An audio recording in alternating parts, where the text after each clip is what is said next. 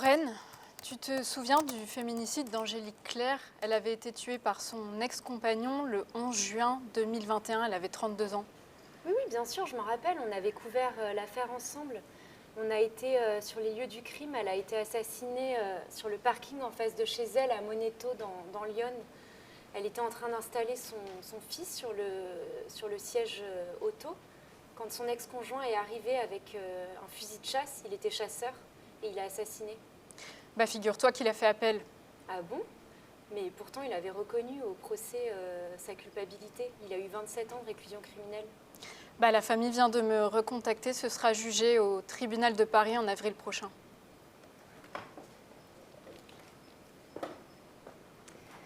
En France, un tiers des victimes de féminicide conjugal sont tuées par arme à feu. Angélique Claire, la victime dont nous venons de vous parler avec Fanny, n'est pas un cas isolé. Il y a quelques jours, on est retourné dans le Morvan, dans le village où habitent les parents d'Angélique Claire, les grands-parents des deux petits orphelins qu'ils élèvent aujourd'hui seuls. Et voici ce qu'ils nous ont raconté. Angélique se confiait de temps en temps, mais pas tout le temps non plus. Le déroulement, on l'a su vraiment que sur la fin, lorsqu'elle a décidé de le quitter, parce que donc là, ça devenait vraiment plus important. Quand ça n'allait pas, il lui jetait des bouteilles d'eau à la figure, il la battait pas mal, donc tout ça, on l'a su vraiment qu'à la fin. Et puis bon, après les bagarres, ça a été les menaces sans arrêt. Je te mettrai une balle dans la tête et je m'en mettrai une après. On se disait, c'est des menaces, mais il va pas aller au bout, quoi. Angélique sortait du parc avec Noé, donc elle venait juste de l'installer dans la voiture, de l'attacher, et c'est à ce moment-là qu'il est arrivé et qu'il lui a tiré donc la première balle direction du cœur, et elle est tombée due à la douleur sûrement, et c'est là qu'il est revenu sur le corps et qu'il lui a tiré une balle dans la tête. C'est une blessure qui est ouverte, qui se refermera jamais, surtout qu'il a fait appel. Et donc, tant que le tribunal n'est pas complètement terminé, alors je suis toujours sous traitement, je suis sous antidépresseur. Il nous a brisé notre vie à nous, la vie de mes filles, et surtout, mais surtout, la vie de ses enfants. Emma, elle vient d'avoir 8 ans au mois d'octobre. Noé va avoir 6 ans au mois de mars. Noé m'en parle des fois, maman, elle me manque. Mais bon, il est plus petit que Emma, oui, sa maman, elle est très pensive et quand je m'approche pour lui demander comment ça va, mon cœur, elle me répond, tu sais, mamie, tu sais bien. J'aurais tellement voulu grandir avec ma maman. Sinon, autrement, on est très fiers d'eux. Et comme je leur dis à chaque fois, leur maman est très fière d'eux aussi, parce qu'ils travaillent très bien à l'école. D'ailleurs, je vais régulièrement aux réunions, je fais comme pour mes propres enfants. Donc on essaye de combler ce manque comme on peut, mais on ne pourra jamais la remplacer. Tirer avec une arme est le mode opératoire dans 30% des 606 féminicides conjugaux enregistrés entre 2018 et 2022. Ces données sont tirées de l'étude gouvernementale sur les morts violentes au sein du couple, établie par une structure du ministère de l'Intérieur, la délégation aux victimes, aussi appelée la DAV. Ce qui en fait l'arme privilégiée après les objets contondants, type couteau de cuisine. Pour rappel, dans un féminicide conjugal, plusieurs éléments permettent de détecter un éventuel passage à l'acte. Tout d'abord, le contexte de séparation, le plus souvent dans un couple hétérosexuel, notamment dans les 3 à 6 mois suivant la rupture, mais aussi quand des menaces de mort ont été proférées ou du chantage au suicide. La présence d'armes à feu est aussi un facteur accru de risque. Le lien entre violence conjugale et détention d'armes est avéré. Aux États-Unis, où le débat sur le contrôle des armes est prégnant, la chercheuse et infirmière Jacqueline Campbell a créé en 1985 le premier questionnaire d'évaluation du danger pour détecter les situations les plus à risque. Voici quelques exemples des questions posées. Des armes sont-elles présentes à domicile? Si oui, le conjoint agresseur a-t-il déjà menacé de les utiliser contre sa victime? Ou bien pour proférer des menaces de suicide. Les recherches de Jacqueline Campbell ont montré qu'une femme maltraitée aux États-Unis court 5 fois plus de risques d'être victime d'un homicide si son agresseur a accès à une arme à feu. L'idée de cette grille d'évaluation du danger a été reprise en France suite au Grenelle sur les violences conjugales de 2019. Une liste de questions pour détecter un éventuel passage à l'acte féminicidaire a été diffusée en gendarmerie et en commissariat. Il y a des questions pour savoir notamment si une arme à feu est présente à domicile et si le conjoint agresseur s'en est déjà servi dans ses menaces. Ce questionnaire devrait permettre de mieux auditionner les plaignantes, les victimes de violences conjugales, pour les mettre, si besoin, à l'abri en théorie. Et depuis, toujours en théorie, les armes doivent être retirées en cas de plainte au conjoint agresseur dès le premier dépôt de plainte. Alors, on s'est rendu compte dans l'affaire Angélique Claire que les armes ne sont pas toujours retirées après un dépôt de plainte. Angélique en avait déposé 4, sans qu'il ne soit jamais question de retirer les armes à son ex-conjoint, alors qu'il était pourtant chasseur et inscrit dans une société de chasse. Alors il s'agit ici d'un chasseur, mais on va le découvrir assez vite. En réalité, la plupart des armes sont détenues illégalement, liées au monde de la ruralité, mais passent hors des radars des décomptes réalisés par les autorités. Angélique Claire a déposé une première plainte en août 2019 après 2 épisodes de violence physique ayant entraîné 5 et 2 jours d'interruption temporaire de travail. Dans son dépôt de plainte, elle a alors expliqué aux gendarmes, je la cite, « Je pense qu'il est capable de tuer mon nouveau compagnon et moi-même, puis il pourrait se tuer également. » Angélique Claire a ensuite porté plainte en avril 2020 lorsqu'il lui a craché dessus. On est alors en pleine période de pandémie, mais cela n'entraîne qu'un simple rappel à la loi. Et ensuite, en juin 2020, elle a déposé une 4e plainte, cette fois-ci contre X, parce que sa voiture, qui était garée devant sa maison, a pris feu. Évidemment, c'est peut-être un incident technique ou un court-circuit électrique, mais il faut aussi savoir que les survivantes de violences témoignent très souvent de harcèlement sur leur voiture ou via leur voiture. Par exemple, des pneus crevés ou des trackers GPS qui sont placés sous les plaques d'immatriculation. Pour Angélique Claire, c'est impossible d'en avoir la preuve, mais elle en est sûre, cela ne fait aucun doute. L'explosion de sa voiture, c'est un coup de son ex. Cette incurie des autorités est dénoncée par l'Union nationale des familles de féminicides, l'une des principales associations de familles de victimes en France. Pour en parler, nous invitons Sandrine Boucher, la présidente de l'UNFF, qui effectue un travail vital pour prévenir les féminicides, mais aussi pour accompagner les proches dans l'après.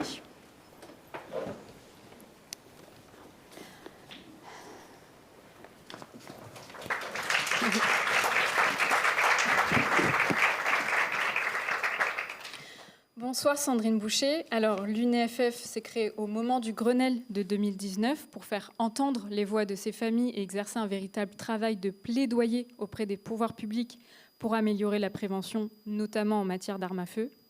Vous vous êtes aussi touchée en premier lieu puisque vous, c'est votre sœur Guylaine qui a été tuée. Est-ce que vous pouvez nous rappeler quelles sont les principales revendications de l'UNFF ?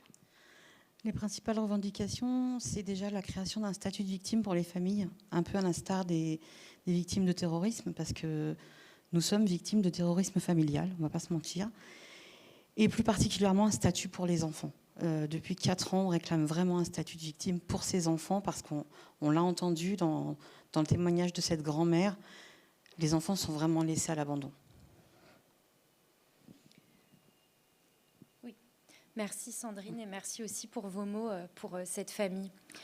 On va maintenant parler des armes à feu, l'objet de cette conversation. Je voudrais savoir, donc depuis la création de l'UNFF, qui s'est inscrit donc dans le contexte du Grenelle sur les violences conjugales pour pouvoir faire entendre la voix des familles de victimes, est-ce que vous observez un changement en matière de retrait des armes à feu, puisqu'on a dit que normalement, elles doivent être retirées ? Malheureusement non. Je vais vous donner un exemple tout frais. Le 20 décembre 2024, Samira a été assassinée par son conjoint, alors qu'elle avait déposé plus de 10 plaintes en disant qu'il avait des armes à feu. Alors, bien évidemment, il y a eu une saisine des armes, mais pas de toutes les armes. Et il y en avait qui n'avaient pas été saisies, et il l'a tué avec ça. Donc, on est quand même, 2019-2025, on est quand même 6 ans après le Grenelle. C'est juste hallucinant. Mais comment est-ce que vous expliquez ce manque de coordination ? Il me semble que vous, en tant qu'association, et aussi avec Isabelle Seva qui est présente ici, vous assurez des formations, vous intervenez régulièrement en commissariat, en gendarmerie. Comment vous interprétez ce manque de coordination, notamment vis-à-vis du retrait des armes à feu ? Alors, autant on a pu voir une amélioration dans la prise en charge des plaintes, les forces de l'ordre ont vraiment pris à cœur et se sont rendus compte de leur défaillance, puisqu'ils n'hésitent pas à faire intervenir des familles comme nous. Et je vous assure que quand on va les voir, on n'est pas au pays des bisounours, parce qu'on leur raconte vraiment ce qui s'est mal passé dans nos histoires. Par contre, il y a un gros problème au niveau de la justice. Et c'est ça le problème, c'est les parquets qui classent ensuite des plaintes. Et il n'y a pas de communication. La justice, elle travaille en silo dans notre pays. Et c'est ça le gros problème. Il n'y a pas assez de communication entre les services. Et pour les armes, est-ce que vous pensez que du coup c'est lié à la pratique de la chasse, ou est-ce que vous pensez que le problème vient d'ailleurs selon les informations que vous avez avec les familles qui arrivent à l'UNFF? Alors, je pense que ça facilite le passage à l'acte. Le fait d'avoir une arme à la maison, évidemment que ça facilite. Maintenant, je pense aussi que quand ils sont déterminés, avoir une arme à feu ou pas, s'ils ont envie de la tuer, la tueront, quoi qu'il arrive. Mais évidemment, ça facilite le passage à l'acte. Et du coup, pour vous, quelles sont les premières mesures ou les mesures les plus urgentes à prendre en ce moment Alors déjà, ce qu'il faudrait, c'est que lors de la première demande, la demande initiale du permis de chasse, faire une expertise psychologique déjà, et voir si monsieur n'a pas des dépendances, des addictions à l'alcool ou aux stupéfiants. Et on sait qu'il y a une demande du casier judiciaire pour la demande initiale. Or, pour le renouvellement, on ne consulte plus le casier judiciaire. Il y avait un certificat médical aussi. Oui. Mais il faudrait déjà redemander le casier judiciaire. Et là où ça pêche aussi, malheureusement, c'est que on sait bien qu'il y a beaucoup de plaintes qui sont classées. Donc, il n'y a pas de condamnation. Donc, même si monsieur a effectué des violences sur sa compagne ou plusieurs compagnes, s'il n'a jamais été condamné, de toute façon, sur le casier, il n'y aura rien. Donc, il y a vraiment des mesures à prendre vraiment là-dessus. Maintenant, comment les mettre en place, je n'ai pas de solution. Et quand vous intervenez auprès des policiers, des services de police ou de gendarmerie, comment ça se déroule, les formations ? Est-ce que vous avez déjà été étonné par quelque chose ? Comment vos propos aussi sont-ils reçus ? Alors, on est plutôt bien accueillis. Ils sont plutôt choqués de ce qu'on leur dit, parce qu'évidemment, ça a évolué. Moi, entre le féminicide de ma sœur, qui est en 2017, et maintenant, il y a quand même eu des avancées. On les sensibilise aussi justement sur ce fameux questionnaire, puisque ce questionnaire, déjà dans certaines brigades de police ou de gendarmerie, on va le remettre à la victime, elle va le remplir toute seule, alors que c'est un questionnaire qui doit permettre de faire une évaluation du danger. Et voilà, donc voilà, on leur dit que... Donc là, vous êtes en train de dire que parfois, c'est les victimes qui cochent toutes seules le questionnaire, alors que normalement, en fait, cette grille d'évaluation, c'est supposé en fait aider à susciter la parole de la victime, à la faire parler. Oui. Ah oui, ça sert à rien en fait. Là, si jamais ils prennent un stylo, ils la mettent. On est d'accord. Et pour nous, il y a des questions qui sont parfois trop fermées ou mal dites, mal posées. Quand par exemple, on va demander à la dame, est-ce que vous vous sentez isolée de votre famille ?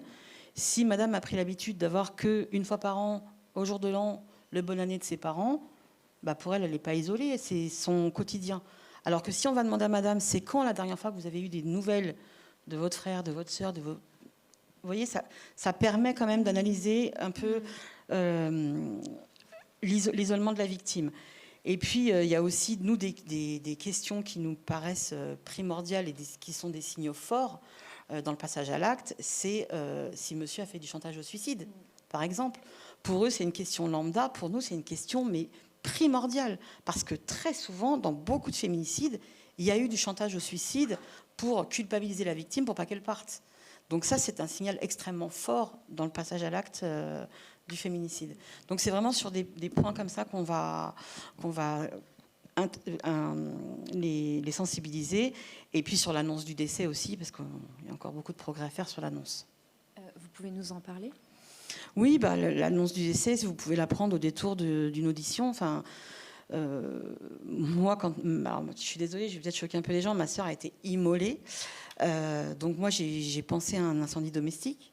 La première chose que j'ai pensé, jamais j'aurais cru qu'il aurait fait ça à ma sœur, puisque, je vais vous donner un chiffre, 50%, plus de 50% des victimes de féminicide, chaque année, sont assassinées sans qu'il y ait de violence physique antérieure. C'est-à-dire que c'est pour ça que... Alors je vais juste reprendre, parce que tout à l'heure j'ai entendu, elle meurt sous les coups. Non, elle ne meurt pas sous les coups, elle meurt des mains de leur conjoint ou ex-conjoint. Parce que dire qu'elle meurt sous les coups, laisser sous-entendre que c'est le coup de trou qui va les tuer. Or, voilà, dans 50% des féminicides, pas de coup antérieur. De l'emprise, du contrôle coercitif, oui, mais pas forcément de coup. Et du coup, moi, c'est vrai que quand je suis allée à la police, quand on m'a auditionnée, je partais sur un incendie domestique. Et à un moment donné, j'ai dit, mais ma sœur, elle dormait quand il y a eu le feu? Et on m'a répondu tout de go, bah non, il a mis le feu sur elle. Voilà comment j'ai appris. Alors c'est vrai que quand je leur dis ça aujourd'hui, ils me disent, oh, ils sont choqués. Mais pourtant, c'est ce qui s'est passé. Et c'est encore parfois ce qui se passe où les familles de victimes apprennent lors de l'audition les faits. Alors on leur explique voilà, que nous, on a besoin de savoir au début pour éviter un peu, même si évidemment on va être en état de choc, mais là, moi, j'étais en état de sidération. Enfin, j'ai l'impression que mon esprit est sorti de mon corps. Enfin, je me dis, comment c'est possible? Donc voilà, donc c'est vraiment sur des points clés comme ça. Isabelle pourrait aussi raconter, sa cousine a appelé 3 fois dans la nuit la police pour dire qu'il y avait quelqu'un qui essayait de crocheter sa serrure et que c'était son ex-conjoint. Et on lui a dit, Madame, vos histoires de chiffon, il va falloir les régler toute seule. Le matin, elle était morte. Donc voilà, donc c'est vraiment sur des points précis comme ça qu'on attire leur attention. Et Sandrine, pour terminer, vous avez amené aujourd'hui une feuille de l'UNFF qui liste certains signaux faibles. Est-ce que vous pouvez nous en parler? Il me semble que vous en avez amené aussi pour le public éventuellement. Bien sûr, oui, chaque personne pourra en prendre un. C'est-à-dire que moi, je me suis rendu compte en créant cette association que j'avais été destinataire de ma sœur de signaux faibles, que j'ai parfois pris pour de la gentillesse de la part de l'agresseur. Quand elle me disait, il vient me chercher tous les soirs à mon travail, moi je me disais, il finit à 21h, il a peur pour elle, il est gentil, elle exagère. Quand elle me disait qu'il devait faire le ménage de droite à gauche, pas de gauche à droite, voilà, plein de petits signaux qui pris isolément ne vont pas forcément vous dire que cette femme est victime de violence, mais qui, cumulés, vont pouvoir allumer une petite lumière pour dire, voilà, peut-être que cette femme elle est victime de violence. Et je terminerai sur, je sais qu'on a un problème en France avec le mot délation, ça c'est dû à notre histoire, mais dénoncer des violences, c'est pas faire de la délation. Dénoncer des violences, c'est juste porter assistance. Voilà. Merci beaucoup Sandrine. Merci.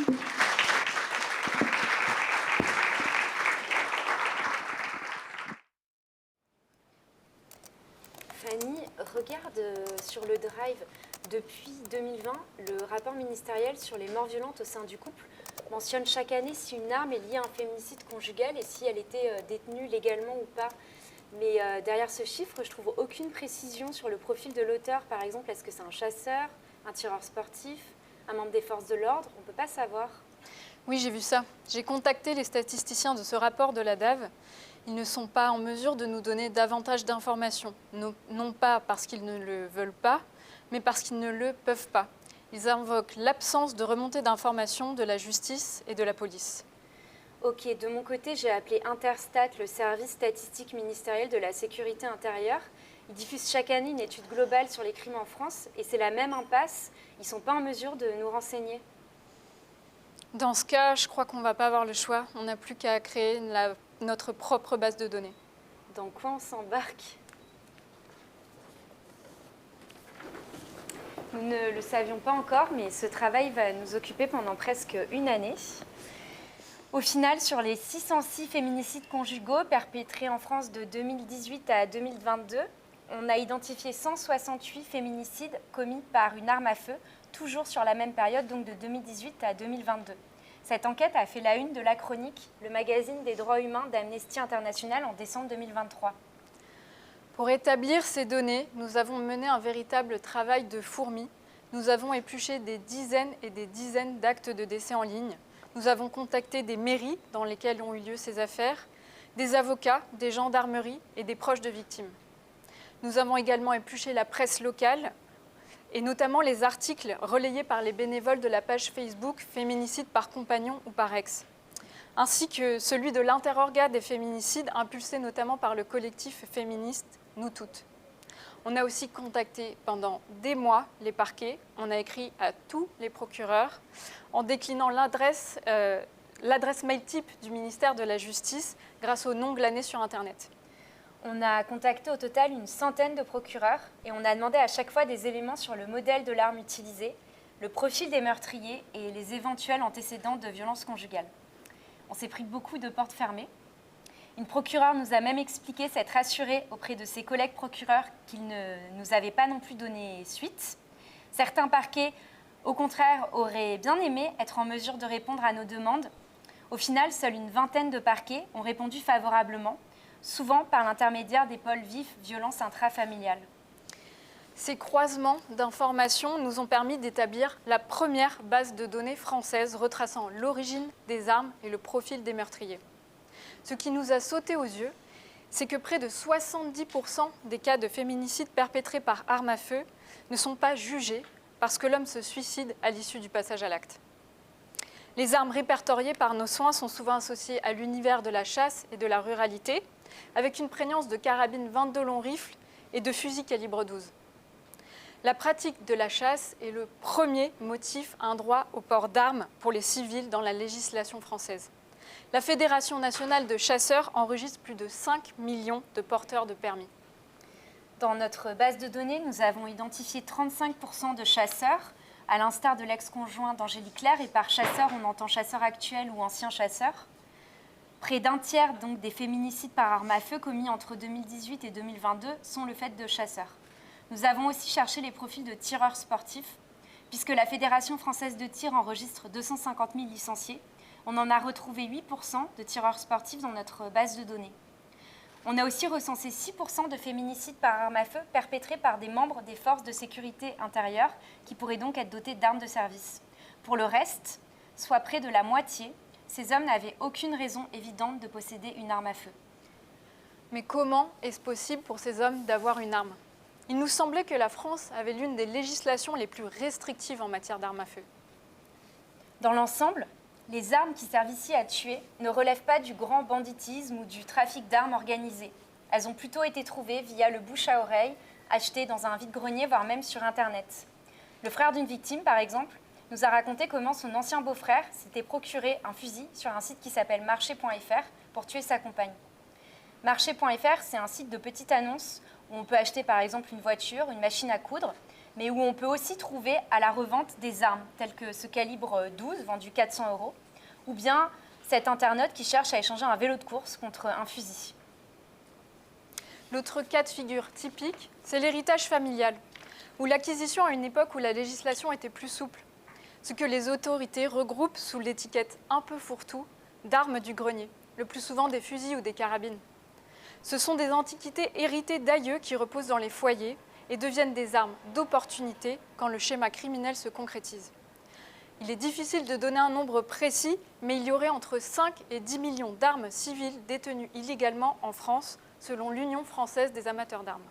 Pour comprendre ce phénomène, on est allé interviewer Aymeric Eluin, qui est chargé de plaidoyer armes et conflits armés à Amnesty International France, qui surveille notamment les ventes d'armes de la France à l'étranger, et qui revient ici pour nous sur les tentatives de régulation de la circulation des armes à feu en France.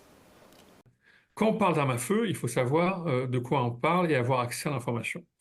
Et jusqu'à maintenant, jusqu'à très récemment, il n'y avait pas de système national informatisé permettant de documenter la présence de toutes les armes, et il n'y avait pas d'obligation de déclaration.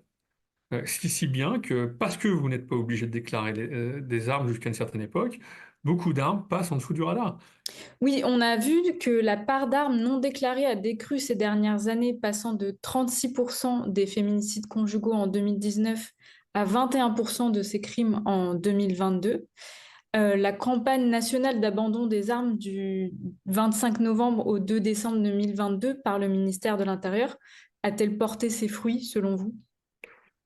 Alors, les commentaires qui ont été faits sur cette campagne de collecte, d'abandon volontaire sont un peu mitigés. Vous le disiez tout à l'heure, on est sur une fourchette de 5 à 12 millions d'armes qui seraient illégalement détenues. En fonction de tous les chiffres, et si on les recoupe, on est vraiment plutôt sur 5-6 millions. Mais encore une fois, comme je disais, on ne sait pas. Il y en a peut-être vraisemblablement beaucoup plus.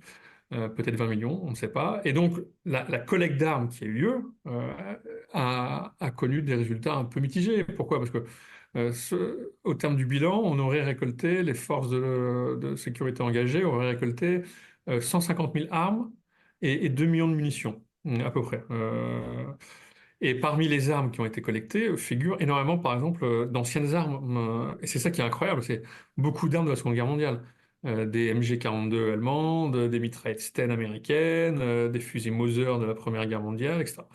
Donc ce sont des armes, les armes du grenier en fait, qui ne sont pas, qui n'ont pas jamais été enregistrées, qui n'ont jamais été déclarées, et qui tout d'un coup, peut-être les gens s'en souviennent, qu'ils ont ça dans leur grenier et vont les donner.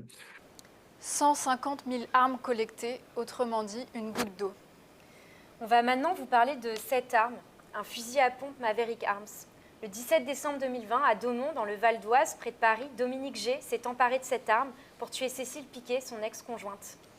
Selon le rapport de l'enquête de police, l'arme de Dominique G lui avait été transmise par son père, qu'il avait acheté à une époque où ce type de fusil était en vente libre, c'est-à-dire avant 1996. L'histoire de Cécile Piquet est celle d'une femme qui n'a pas cessé d'alerter quant aux violences que lui faisait subir son ex-mari. Voici le témoignage de Véronique Piquet, la mère de Cécile. Je pense que c'était décembre 2017 où elle m'appelle en me disant qu'il avait été très violent avec elle, ça se passait dans la cuisine, qu'il avait été brutal en lui tapant la tête contre la table, en cassant tout, en lançant des objets, des bouteilles de verre dans la cuisine. Oui, on vivait la peur au ventre.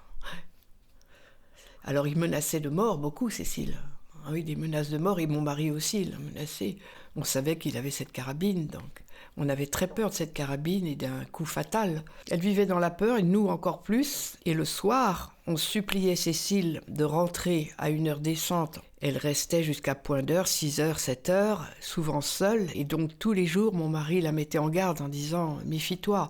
Parce que tu sais très bien qu'il a un fusil. La gendarmerie de Daumont réduisait ces plaintes à une banale affaire de couple, de discorde conjugale, comme on en voit beaucoup. Et donc on banalisait complètement et complètement sous-estimait la gravité des faits qui expliquent la multiplicité des plaintes. Consciente du danger, Cécile Piquet avait déposé pas moins de 22 plaintes et main courante. En vain. Le jour de l'assassinat, elle terminait tout juste une journée de travail au siège de Verte Entreprise, la société d'aménagement paysager qu'elle avait fondée avec son ex-mari. Armée de son fusil, Dominique évite les caméras de surveillance en passant par le grillage. Mais il tombe sur un salarié qu'il blesse. La victime suivante est sa femme, réfugiée dans son bureau, qu'il tue avant de retourner l'arme contre lui. L'assaut dure une partie de la soirée. Les 3 adolescentes du couple le découvrent en direct à la télévision. Elles sont aujourd'hui élevées par leurs grands-parents, Pierre et Véronique Piquet, qui nous ont reçus chez eux. Terrifié par son ex-gendre, Pierre Piquet avait pris pour habitude d'accompagner sa fille sur son lieu de travail. On écoute Véronique. Non, moi j'essaie de tourner la page, mais mon mari n'arrive pas. Il n'arrive pas à tourner la page.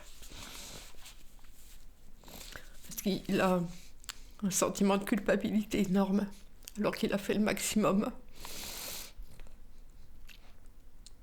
Il a fait ce qu'il pouvait.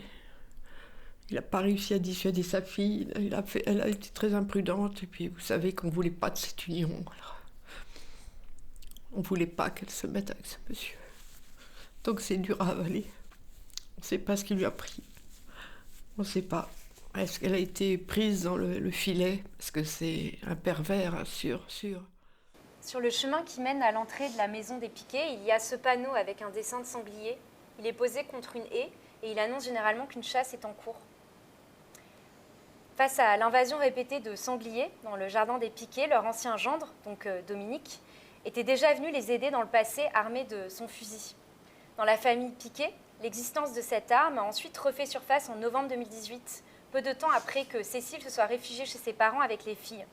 À ce moment-là, elle vient de demander le divorce, mais elle doit retourner de temps en temps à son ancien domicile pour récupérer des affaires. Comme cette fois où elle retourne donc dans son ancienne maison et elle découvre des dizaines de cartouches étalées sur le sol de la salle de bain. C'est évidemment une menace. Elle le dénonce aussitôt à la gendarmerie, les douilles à la main comme preuve de détention de cette arme. C'est très angoissant pour moi d'imaginer qu'il puisse encore la détenir, confie-t-elle dans un procès-verbal du 1er décembre 2018. Il est très dangereux. Quand il dit qu'il va faire quelque chose, il le fait, il est déterminé. Selon les données du ministère de l'Intérieur, dans 2 cas sur 5, les armes utilisées par un conjoint ou un ex-conjoint pour tuer n'étaient ni déclarées ni détenues légalement. Autre avancée, depuis le Grenelle, dans le cadre d'une ordonnance de protection, la justice peut perquisitionner le domicile pour saisir une arme. Le Maverick Arms de Dominique n'a jamais pu être saisi. Les gendarmes ont bien perquisitionné l'ancien domicile du couple, mais ils n'ont pas retrouvé l'arme. Ils sont repartis bredouille. Cécile Piquet en était persuadée, l'arme avait été cachée chez sa belle-mère où vivait Dominique. En janvier 2019, l'avocate de Cécile Piquet fait tout pour que sa cliente soit placée sous protection et obtienne un téléphone grave danger. Un téléphone grave danger, c'est un smartphone qui est fourni par les autorités aux femmes ayant porté plainte contre un ex-conjoint et qui sont menacées de mort.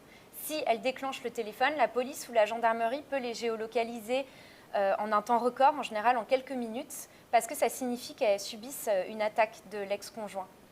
C'est le parquet de Pontoise qui est chargé de l'instruction. Celui-ci est réputé d'ailleurs pour être pionnier dans la lutte contre les violences intrafamiliales en France. Mais l'avocate essuie pourtant un refus. Au motif, je cite le parquet, « La question se pose sur le danger actuel et imminent auquel Madame Piquet serait exposée. » Dominique sera condamné à 2 reprises. Le 25 novembre 2019, il écope d'1 an de prison avec sursis pour violence sur Cécile Piquet, avec une mise à l'épreuve de 2 ans. Dominique ne va pas respecter ses obligations. En septembre 2020, il est condamné à 3 mois ferme aménageable. Il a craché sur Cécile dans leur bureau. Au moment du meurtre de Cécile, la peine n'était pas encore entrée en application. On a contacté le parquet de Pontoise qui n'a pas donné suite à nos demandes d'interview. Au bout de notre collecte de données, une information à laquelle nous ne nous attendions pas du tout a émergé. Dans les féminicides conjugaux par arme à feu, davantage de femmes âgées et vivant dans les zones rurales sont parmi les profils de victimes les plus fréquents. Grand fait, couple âgé retrouvé sans vie. Une enquête pour homicide ouverte, La Voix du Nord. Le 21 avril 2022, une dame de 89 ans est tuée par balle par son mari, ex-chasseur, qui s'est ensuite suicidé. Elle dormait dans son lit médicalisé. Chez elle, à Grand Fait, un village de 477 habitants situé à une centaine de kilomètres de Lille. Hautes-Alpes, un couple d'octogénaires retrouvé mort à son domicile, Ouest-France. Le 21 mai 2022, une octogénaire est retrouvée morte chez elle, dans la bourgade de la Bâtie-Neuve. Son mari, 90 ans, a ensuite retourné l'arme contre lui.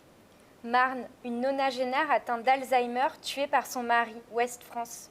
Au mois de décembre 2022, une femme de 90 ans atteinte de la maladie d'Alzheimer est tuée d'un tir de fusil à pompe à Pargny-sur-Saulx, une petite bourgade de moins de 2000 habitants. Son mari a tenté de retourner l'arme contre lui. De 2018 à 2022, près de la moitié des féminicides conjugaux par arme à feu ont eu lieu en zone rurale. Ou comme le définit l'INSEE, ces localités de faible densité où réside un tiers de la population française. Le féminicide par arme à feu est un mode opératoire des campagnes plus que des grandes villes. D'autant que les carences dans la prévention contre les violences intrafamiliales y sont régulièrement pointées du doigt. Le 14 octobre 2021, un rapport du Sénat a mis en lumière cette double peine dont sont victimes les femmes dans les territoires ruraux. Il insiste sur les spécificités des conditions de vie et notamment la plus grande précarité et dépendance financière de certaines victimes vis-à-vis de leurs conjoints violents. Grâce à nos données, nous avons pu documenter une autre réalité. Les retraités sont parmi les plus vulnérables avec près de 35% des victimes âgées de plus de 70 ans. La doyenne de la base de données avait été tuée à 92 ans. Nous avons répertorié depuis 2018 au moins 25% de crimes perpétrés par arme à feu évoquant un contexte de maladie, souvent Alzheimer ou une forme de sénilité.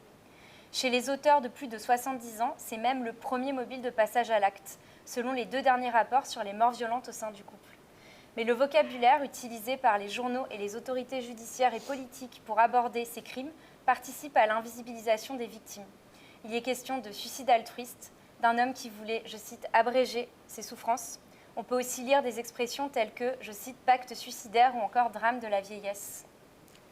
Ces expressions lient ces féminicides à une forme d'euthanasie, tandis que la réciproque n'existe pas. il n'y a pas autant de femmes tuant des hommes âgés, qu'ils soient malades ou non. La mairie d'une commune où a eu lieu un féminicide nous a par exemple décrit un mari qui a, je cite, « soutenu sa femme jusqu'au bout face à la maladie qu'il ne supportait plus ». Là aussi, les statistiques le prouvent, les femmes s'occupent de leur mari malade jusqu'au bout. Près de 70% des proches aidants de personnes âgées sont des femmes, d'après une étude de la Direction de la recherche, des études, de l'évaluation et des statistiques publiées en 2023. Dans plusieurs de ces féminicides que nous avons relevés, il est fait mention d'une lettre que le meurtrier aurait laissée avant de se suicider pour tenter de justifier son geste. C'est cette trace qui a conduit par exemple le procureur de Gap à conclure à propos du cas de l'octogénaire tué à la Bâtie-Neuve qu'il ne s'agissait pas d'un féminicide, mais selon ce procureur, d'un suicide collectif préparé par les deux membres du couple. Le procureur de Bayonne a été confronté à une affaire similaire en 2020, à Anglet. Une lettre avait été retrouvée sur les lieux détaillant leur souhait commun d'en finir. Nous l'avons joint pour tenter d'obtenir davantage de détails et il nous a rappelé ce qui devait tenir de l'évidence. Il y a toujours une poursuite de l'enquête jusqu'à son terme. Mais évidemment, il n'y a pas de poursuite. On ne peut pas poursuivre un mort. En l'occurrence, il y avait bien un écrit faisant état de leur dessein commun. Cela ne change rien à la qualification pénale, qui est bien un homicide volontaire suivi d'un suicide. Le consentement supposé et toujours soumis à caution de la victime n'y change rien. Sur scène, nous appelons maintenant Margot Jacinthy, qui est docteure en sciences politiques de l'École nationale supérieure de Lyon. Margot Jacinthy a soutenu une thèse en 2023 qui est intitulée « Quand il n'y a pas mort d'homme, socio-histoire du féminicide en France, 1791-1976 ». Ce travail de thèse a été adapté en livre, à paraître en mars aux éditions Divergence et qui s'intitule « Le commun des mortels, faire face au féminicide ».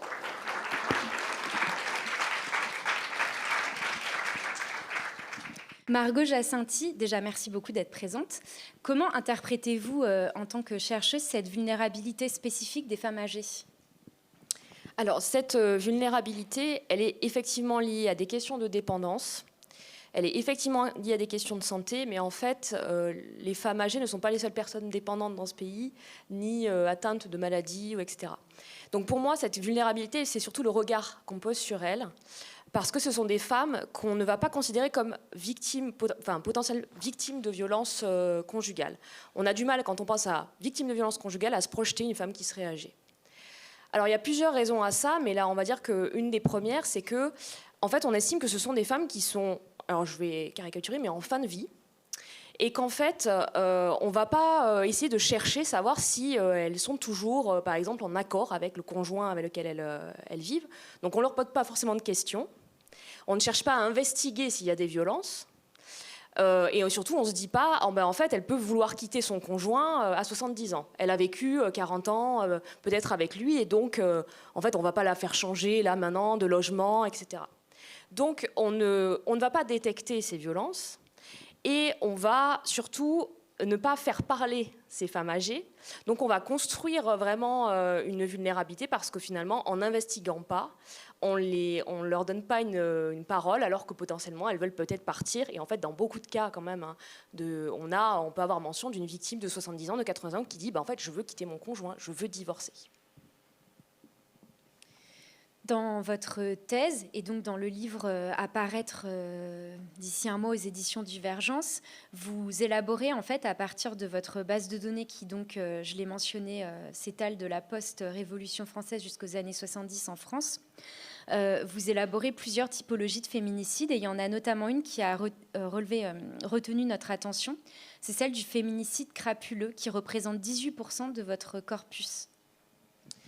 Alors, en France, aujourd'hui, on a une définition souvent restreinte du féminicide. Le concept originel qui a été défendu depuis le 19e par les féministes, c'est meurtre d'une femme parce qu'elle est une femme. Mais en fait, il y a plein de raisons pour lesquelles on peut se faire tuer en tant que femme, en dehors du couple. Et je me suis confrontée dans les archives à un féminicide que j'ai dû qualifier de crapuleux parce qu'il est perçu en fait, par l'institution judiciaire comme un meurtre motivé par le vol. Sauf qu'en fait, quand on regarde, on a des femmes qui sont ciblées spécifiquement parce que perçues comme tuables, vulnérables, en fait facilement appropriables. Et donc, elles vont être construites comme des proies faciles. Et ça va des fois s'accompagner de vols mais ça peut aussi s'accompagner, par exemple, de viols. Donc voilà, on a ce féminicide-là qui est, alors dans les archives 19e, 20e, très important, et qui est aujourd'hui encore présent dans les statistiques des services ministériels du ministère de l'Intérieur, sauf qu'il n'est pas pensé. C'est-à-dire qu'on voit nettement homicide à caractère, crapuleux, c'est toujours le mot qui est utilisé, mais on ne va pas le penser au prisme du genre. Et du coup, dans ces cas-là, il n'y a pas forcément un lien d'intimité où la victime ne connaissait pas le féminicidaire. Non, il n'y a pas de lien d'intimité, mais en fait, elles se savent. Alors, ces femmes, elles se savent tuables quand même. Donc, elles essaient de se protéger. Des fois, elles sont toutes seules. Il n'y a pas d'homme à la maison. Et donc, déjà, ça en fait. En tout cas, elles sont perçues comme des proies faciles. Et donc, voilà, il va y avoir tout un système de mise en place où la personne qui va les tuer va réfléchir, surveiller les habitudes de la personne, etc. Pour revenir à la question des armes à feu, il me semble que dans votre travail, il y est notamment question. Qu'est-ce que vous pouvez nous en dire? Il me semble que c'est une part importante de ces crimes. Alors, en lisant votre enquête, ce qui m'a beaucoup parlé, c'est le fait que, moi aussi, les armes à feu constituent la deuxième modalité de mise à mort des femmes. Ce qui est intéressant aussi, c'est que cette arme, elle est quasiment jamais interrogée.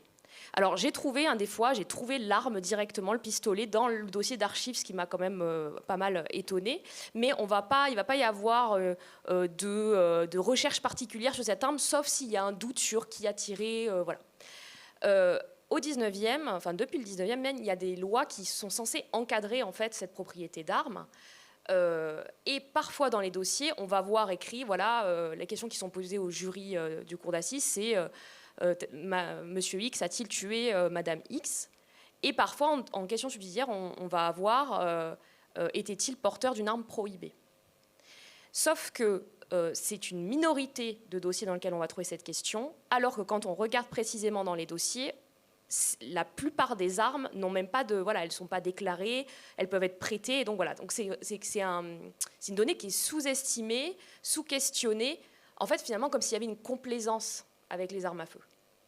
Alors vos recherches vont jusqu'aux années 70, mais il se trouve que nous, dans nos recherches, dans notre base de données, on n'a retrouvé qu'un seul cas de condamnation pour détention et munitions d'armes de catégorie B. Et c'était en 2020 dans le cadre du meurtre d'une jeune Danoise. Mais en tout cas, on a constaté qu'aux assises, la question de l'arme est quasiment jamais abordée. Sa provenance, si elle était détenue légalement ou pas, ou comment la personne se l'est procurée.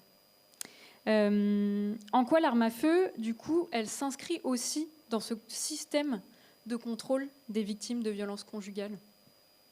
Alors quelque chose qui est assez récurrent donc j'ai étudié à peu près 400 affaires de féminicide, et ce qui est récurrent, c'est que les victimes, elles se savent tuables. Ça fait presque partie de la définition du féminicide, comme si elles avaient bien interprété qu'à partir du moment où elles ont un certain nombre de facteurs, elles savent qu'elles sont tuables. Et je pense d'ailleurs les verbatims que vous avez présentés ce soir le montrent aussi. Cette arme, en fait, elle a un pouvoir parce qu'elle va vraiment caractériser la menace de mort. Elle va participer à faire comprendre à la victime « tu es tuable ».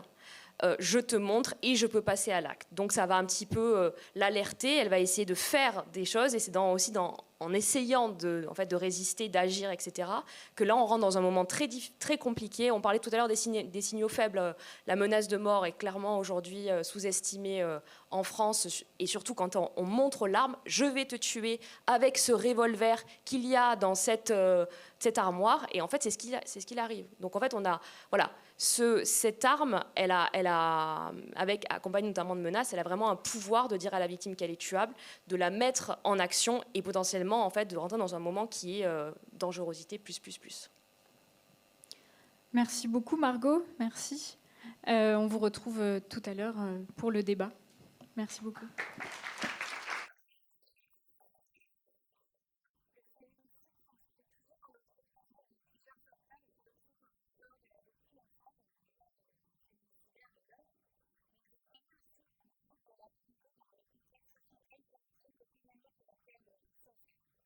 Dans cette enquête avec Fanny, on a souhaité braquer les projecteurs sur l'incurie des autorités pour contrôler ces millions d'armes civiles en France. Alors ce soir, nous nous sommes intéressés aux féminicides conjugaux, mais la question du contrôle des armes concerne d'autres crimes. y compris quand ce sont des hommes qui s'entretuent d'ailleurs.